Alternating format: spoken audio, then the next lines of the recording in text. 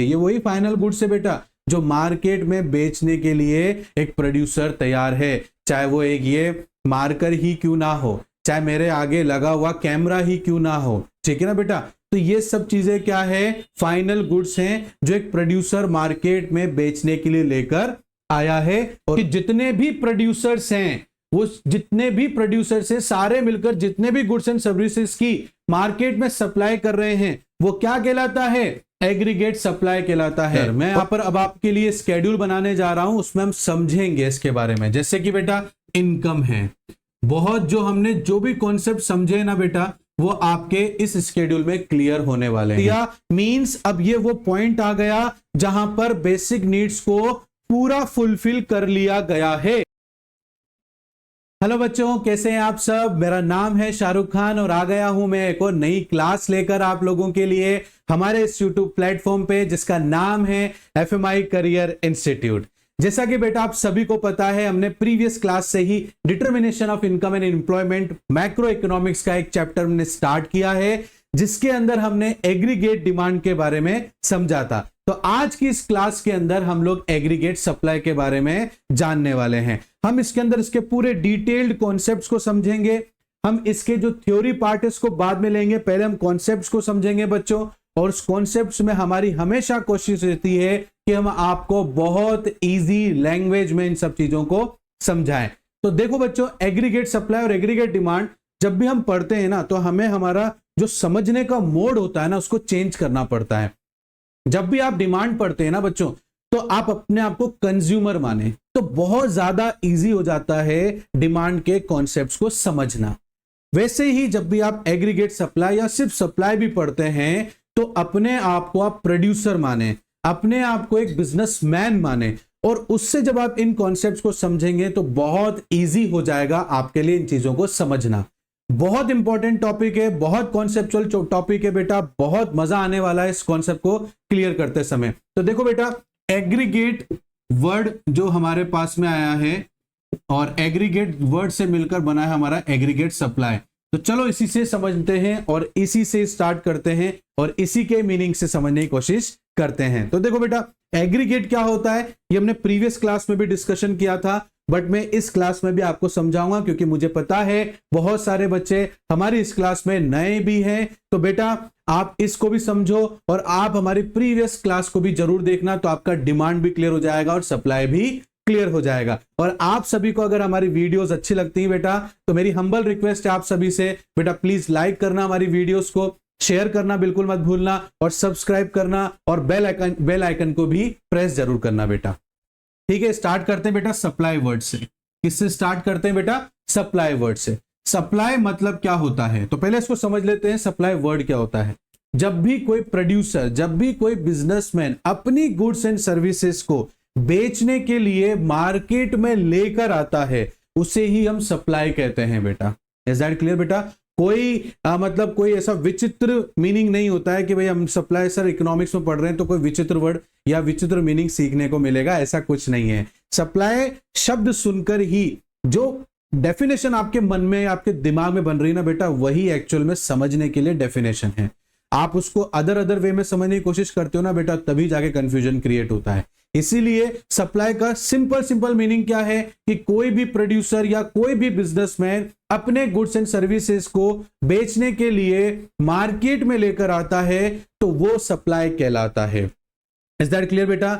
अगर मैं इंडिविजुअल एक प्रोड्यूसर की, बिजनेसमैन की बात करूं, तो बेटा वो इंडिविजुअल सप्लाई कहलाएगा बेटा। और बट जब एक से ज्यादा सप्लायर्स या एक से ज्यादा बिजनेसमैन या एक से ज्यादा प्रोड्यूसर मार्केट में अपनी गुड्स एंड सर्विसेज को बेचने के लिए लेकर आते हैं, तो वो बन जाता है आपका एग्रीगेट सप्लाई। क्या बन जाता है बेटा? वो आपका एग्रीगेट सप्लाई बन जाता है। अगर इंडिविजुअल प्रोड्यूसर सप्लाई कर रहा है तो बेटा वो इंडिविजुअल सप्लाई कहलाएगा। बट एक से ज्यादा लोग अगर बिजनेस कर रहे हैं, एक से ज्यादा लोग गुड्स एंड सर्विसेज मार्केट में बेचने के लिए लेकर आ रहे हैं, तो वो एग्रीगेट सप्लाई बन जाएगा। इज दैट क्लियर बेटा? क्योंकि एग्रीगेट का मतलब ही क्या होता है?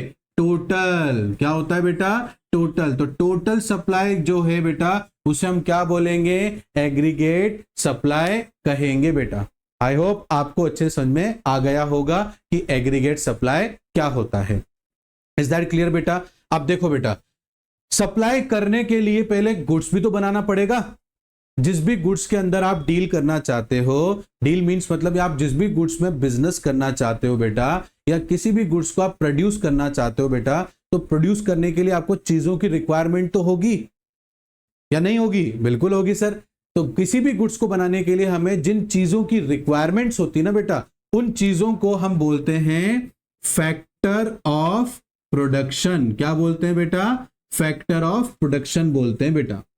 जिन भी गुड्स एंड सर्विसेज को बनाने के लिए हमें जिन जिन चीजों की जरूरत होती है, वो हमारे लिए फैक्टर्स ऑफ प्रोडक्शन कहलाते हैं।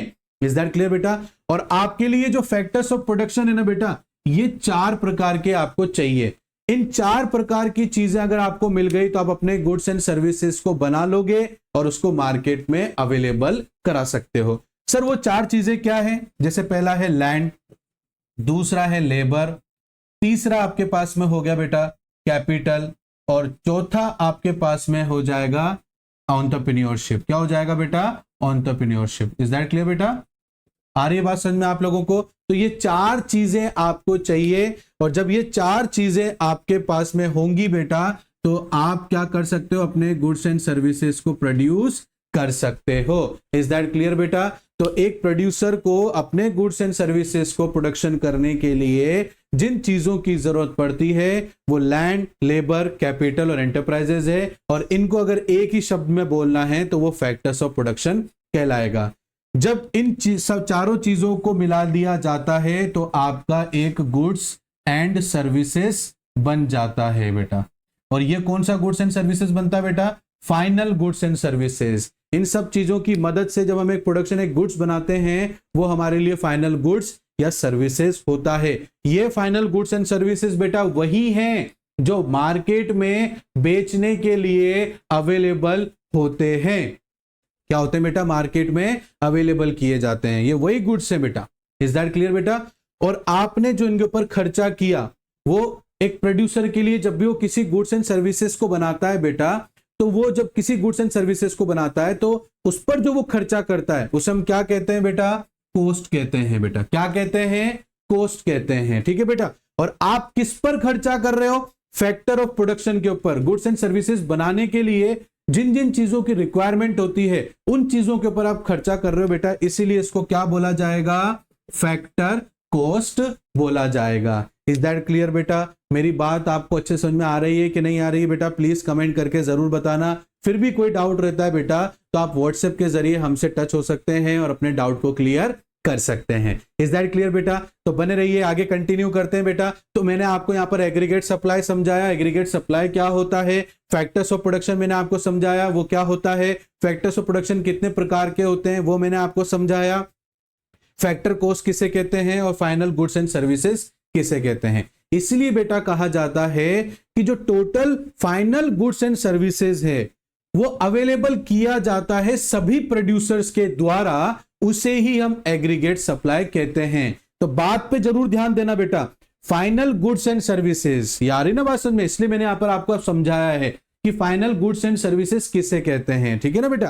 तो फैक्टर कॉस्ट को मिलाकर उससे हम जो हमारा गुड्स बना रहे हैं उसे हम फाइनल गुड्स कहेंगे। ये वही फाइनल गुड्स है बेटा जो मार्केट में बेचने के लिए एक प्रोड्यूसर तैयार है, चाहे वो एक ये मार्कर ही क्यों ना हो, चाहे मेरे आगे लगा हुआ कैमरा ही क्यों ना हो। ठीक है ना बेटा? तो ये सब चीजें क्या है? फाइनल गुड्स हैं जो एक प्रोड्यूसर मार्केट में बेचने के लिए लेकर आया है, और उसी को ही हम एग्रीगेट सप्लाई कहेंगे। इज दैट क्लियर बच्चों? मेरी बात समझ में आई आप लोगों को? तो चलो आगे बढ़ते हैं। अब अपन लोग एक और नया कॉन्सेप्ट सीखने को मिलेगा बेटा इसके बाद में हमें आगे एग्रीगेट सप्लाई में। तो देखो बेटा, अब थोड़ा सा हम लोग प्रीवियस क्लास में जाते हैं, और हमने प्रीवियस क्लास में जो एग्रीगेट डिमांड पढ़ा था बेटा, उसमें हमने क्या पढ़ा था बेटा? आपको याद होगा तो एक हाउस होल्ड डिमांड करता है बेटा, एक प्राइवेट इन्वेस्टमेंट डिमांड करता है बेटा, एक गवर्नमेंट इंफ्रास्ट्रक्चर को डेवलप करने के लिए डिमांड करती है बेटा, और चौथा है रेस्ट ऑफ द वर्ल्ड। ठीक है ना? तो रेस्ट ऑफ द वर्ल्ड भी क्या करता है बेटा? डिमांड करता है किसी भी गुड्स एंड सर्विसेज की बेटा। तो बेटा ये डिमांड करेंगे, ये सारे डिमांड करेंगे, तो ये डिमांड जो है करेंगे तो इस पे खर्चा भी करेंगे, और उस खर्चे को क्या बोलेंगे, एक्सपेंडिचर बोलेंगे बेटा। क्या बोलेंगे बेटा, एक्सपेंडिचर बोलेंगे। भाई हाउस होल्ड हो गया, प्राइवेट इन्वेस्टमेंट हो गया, गवर्नमेंट हो गया, रेस्ट ऑफ द वर्ल्ड हो गया, ये सब चीजों की डिमांड कर रहे हैं तो खर्चा भी तो करेंगे बेटा। हमने पिछले क्लास में भी समझा था, aggregate demand becomes equal to aggregate expenditure. I hope आपको याद होगा बेटा। तो ये लोग डिमांड कर रहे हैं तो ये क्या कर रहे हैं, खर्चा भी कर रहे हैं बेटा। और ये खर्चा किस पर कर रहे हैं, सभी गुड्स एंड सर्विसेज के ऊपर बेटा। इन पर खर्चा कर रहे हैं ना बेटा, गुड्स एंड सर्विसेज के ऊपर। और ये गुड्स एंड सर्विसेज मार्केट में अवेलेबल कौन करवा रहा है, प्रोड्यूसर्स करवा रहा है बेटा। कौन करा रहा है बेटा, प्रोड्यूसर्स करवा रहे हैं बेटा। तो अब देखो, जब जब ये सब लोग खर्चा कर रहे हैं तो इनकम किसकी जनरेट हो रही है, प्रोड्यूसर की। हो रही नहीं हो रही बेटा, आ रही बात समझ में आप लोगों को। जब आपके पास में house hold, private investment, government, rest of the world क्या कर रहे हैं, खर्चा कर रहे हैं। किस चीज पर खर्चा कर रहे हैं, गुड्स एंड सर्विसेज पे खर्चा कर रहे हैं। ये गुड्स एंड सर्विसेज कौन अवेलेबल करा रहा है, प्रोड्यूसर अवेलेबल करा रहा है। तो प्रोड्यूसर ने क्या करा, इन सबको बेचा, तो प्रोड्यूसर की क्या हो गई, इनकम हो गई। क्या हो गई बच्चों, इनकम हो गई। इज दैट क्लियर बेटा। और टोटल इनकम जो है, क्योंकि बेटा यहां पर हम मैक्रो इकोनॉमिक्स पढ़ रहे हैं, पूरे मार्केट में एक से ज्यादा प्रोड्यूसर्स हैं बेटा, तो बहुत सारे प्रोड्यूसर्स की क्या हो रही है, इनकम जनरेट हो रही है। तो वो क्या हो जाएगा बेटा, टोटल इनकम हो जाएगा बेटा। क्या हो जाएगा बेटा, टोटल इनकम। और टोटल इनकम को हम नेशनल इनकम बोलते हैं बेटा। तो इसीलिए aggregate supply equal to national income होता है। इज दैट क्लियर बेटा। क्योंकि इन लोगों ने भी क्या करा, गुड्स एंड सर्विसेज मार्केट में अवेलेबल कराया, तो बेटा वो एग्रीगेट सप्लाई हो गई ना, कि जितने भी प्रोड्यूसर्स हैं, वो जितने भी प्रोड्यूसर्स हैं, सारे मिलकर जितने भी गुड्स एंड सर्विसेज की मार्केट में सप्लाई कर रहे हैं, वो क्या कहलाता है, एग्रीगेट सप्लाई कहलाता है। और इस सप्लाई की वजह से इन सब की जो इनकम हो रही है वो क्या कहलाएगी, नेशनल इनकम कहलाएगी। तो इसीलिए aggregate supply becomes equal to national income कहलाता है। इज दैट क्लियर और नॉट बेटा, बात समझ में आई आप लोगों को। तो यहां पर हम बोल सकते हैं कि हाँ सर, एग्रीगेट सप्लाई और नेशनल इनकम दोनों क्या हो सकते हैं, बराबर, इक्वल हो सकते हैं। इज दैट क्लियर बेटा। मेरी बात आपको अच्छे से समझ में आ रही नहीं आ रही है, बताइए आप मेरे को प्लीज बेटा। अगर कोई डाउट आ रहा है इसमें भी तो आप दोबारा मेरे से पूछ सकते हैं कमेंट करके, ठीक है बेटा। तो इसीलिए aggregate supply becomes equal to national income होता है। आई बात समझ में बेटा आप लोगों को। तो इस तरीके से हमारा एग्रीगेट सप्लाई इनकम के बराबर हो जाएगा। चलो आगे देखते हैं। अब यह हमें तो समझ में आ गया कि सर एग्रीगेट सप्लाई इक्वल होता है हमारी नेशनल इनकम के। ये बात हमें अच्छे से समझ में आ जाती है सर। अब आगे क्या है, अब आगे बेटा ये है आपके पास में कि हमें अब ये देखना है कि जो एग्रीगेट सप्लाई है वो हमारी नेशनल इनकम के बराबर हो गया है।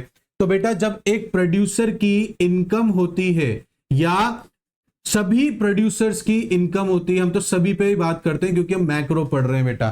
तो बेटा जब किसी भी प्रोड्यूसर, इंडिविजुअल प्रोड्यूसर हो चाहे बहुत सारे प्रोड्यूसर्स हो, जब उनकी इनकम होती है बेटा, तो वो अपनी इनकम का कुछ पार्ट तो क्या करते हैं, कंज्यूम कर लेते हैं, है ना। क्या कर लेते हैं बेटा, कंजप्शन कर लेते हैं, और कुछ पार्ट वो सेविंग भी कर सकते हैं बेटा। इज दैट क्लियर बेटा, बात समझ में आ रही है। अब आप अपने ऊपर ले लो, आप खुद प्रोड्यूसर हो बेटा, आपकी इनकम हो गई, तो कुछ पार्ट तो आप क्या करोगे, कंजप्शन पे खर्चा करोगे, कुछ पार्ट आप क्या करोगे, सेविंग्स पर खर्चा करोगे। इसीलिए जो एग्रीगेट सप्लाई है उसका फॉर्मूला आप मान लो या उसका कंपोनेंट्स आप मान लो, वो क्या कहलाएगा, आपका C+S कहलाएगा।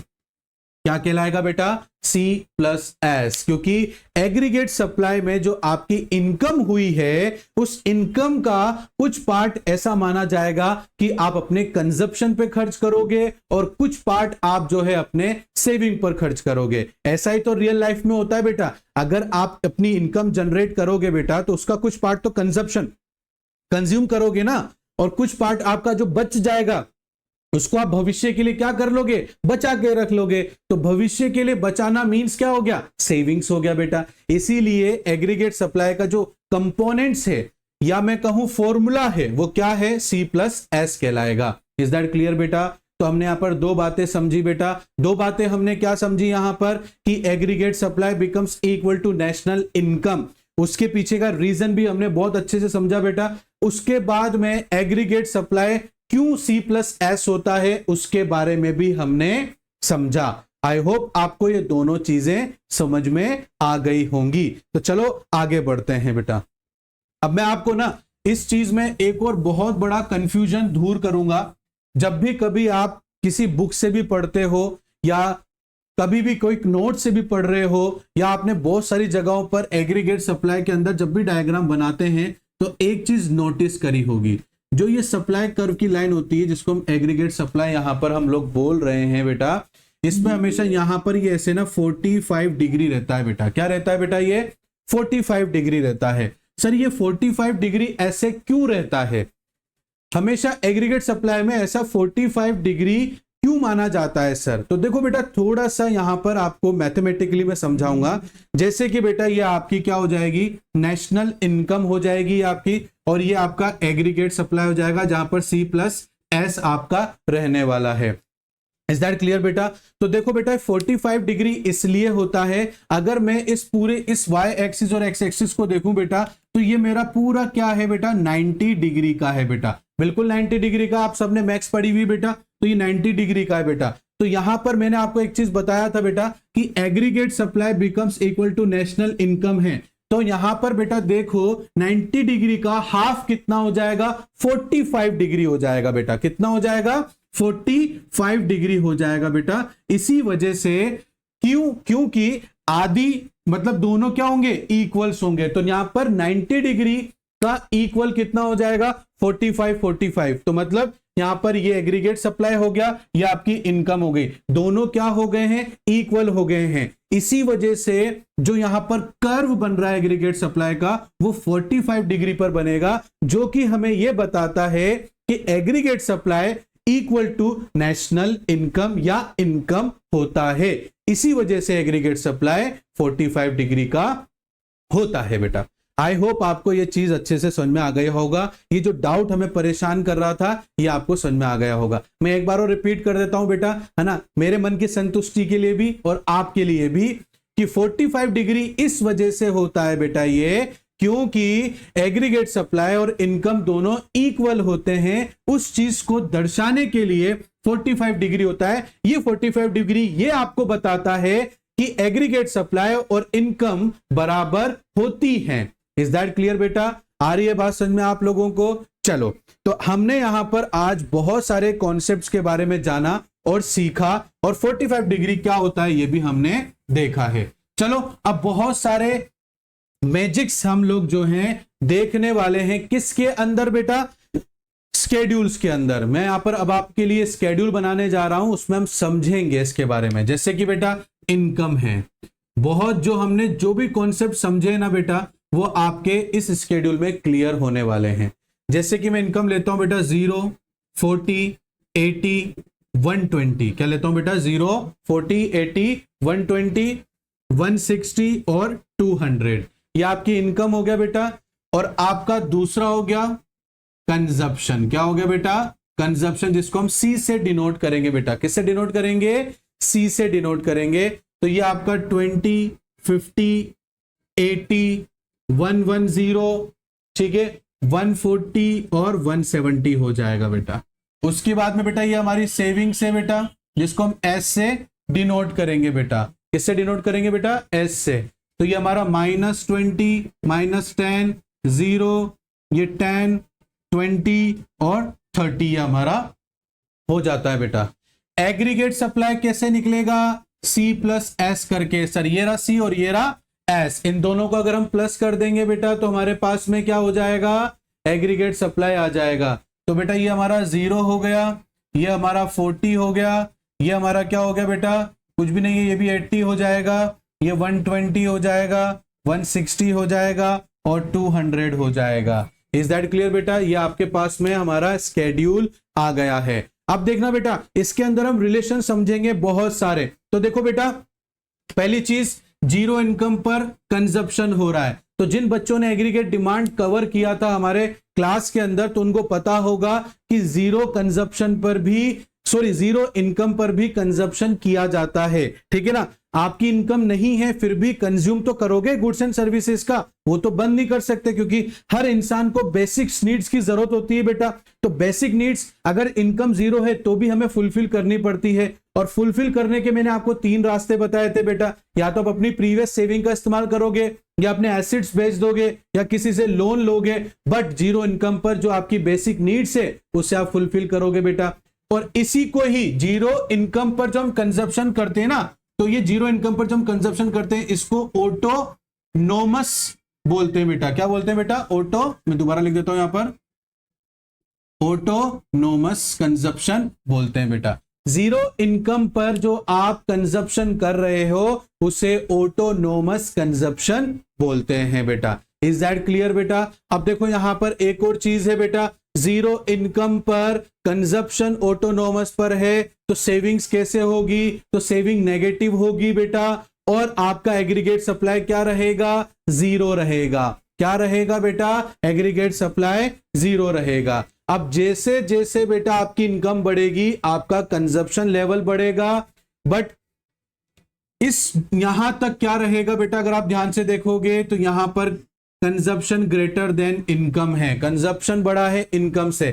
तो जब तक कंजप्शन बड़ा है इनकम से तब तक आपकी सेविंग्स क्या रहेगी? नेगेटिव रहेगी। क्या रहेगी बेटा? नेगेटिव। क्या कहा मैंने? अगर इनकम और कंजप्शन में कंजप्शन ज्यादा है तो सेविंग क्या रहेगी बेटा? नेगेटिव में रहेगी। इस सिचुएशन में हमेशा नेगेटिव में सेविंग्स आपकी रहने वाली है बेटा। ये आ गई आपकी इक्विलिब्रियम वाली सिचुएशन। जितना कमाया उतना का उतना कंजप्शन पर खर्च कर दिया, मींस अब ये वो पॉइंट आ गया जहां पर बेसिक नीड्स को पूरा फुलफिल कर लिया गया है।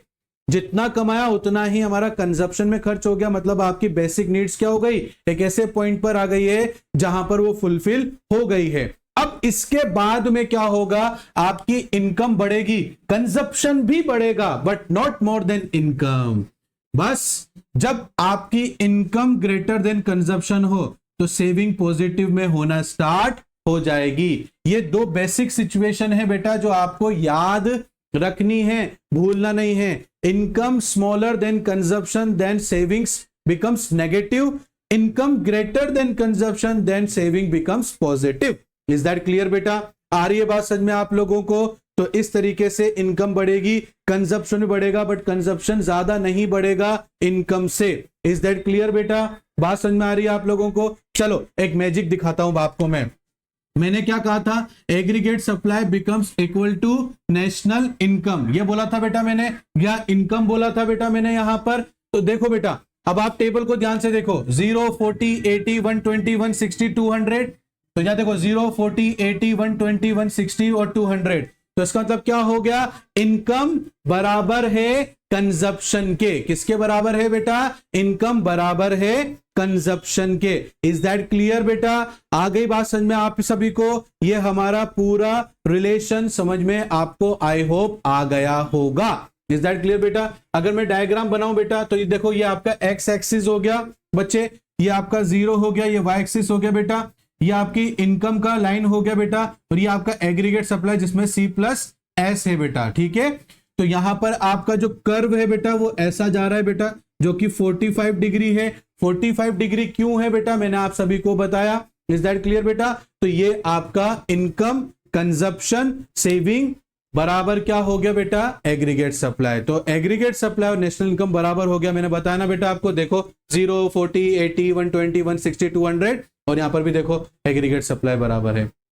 तो एग्रीगेट सप्लाई नेशनल इनकम या इनकम के बराबर होता है, और मैंने आपको रिलेशन भी समझाया बेटा। आई होप आपको अच्छे से समझ में आया होगा। इज दैट क्लियर बच्चों? तो चलो देखते हैं हम लोग, आप थ्योरी लैंग्वेज में, थ्योरी भी देखना बहुत जरूरी है हम लोगों के लिए। तो देखते हैं बेटा, ये देखो क्या लिख रखा है, मैं यहाँ पर रब कर देता हूं, थोड़ा आपको दिख नहीं रहा होगा।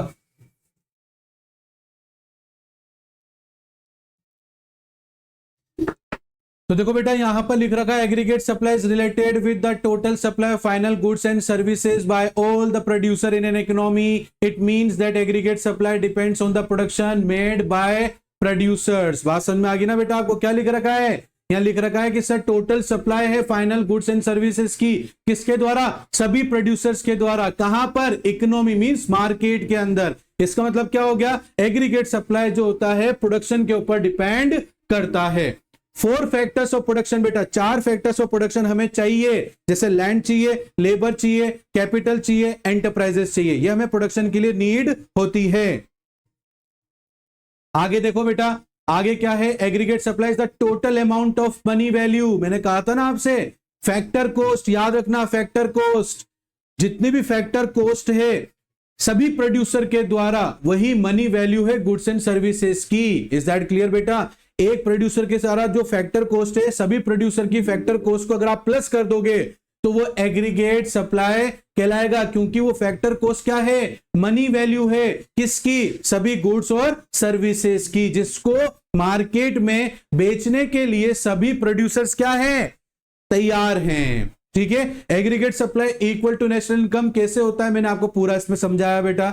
नाउ अब बेटा सब इनकम, एग्रीगेट सप्लाई बराबर इनकम हो गया, तो इनकम का हम पार्ट क्या करेंगे, कुछ पार्ट तो कंजप्शन में खर्च करते हैं, कुछ पार्ट हम सेविंग में खर्च करते हैं, यही लिखा हुआ है। And now income is either consumed or saved, hence for the sake of simplicity Keynes has regarded only 2 main constituents of aggregate supply equal to aggregate supply equal to C plus I।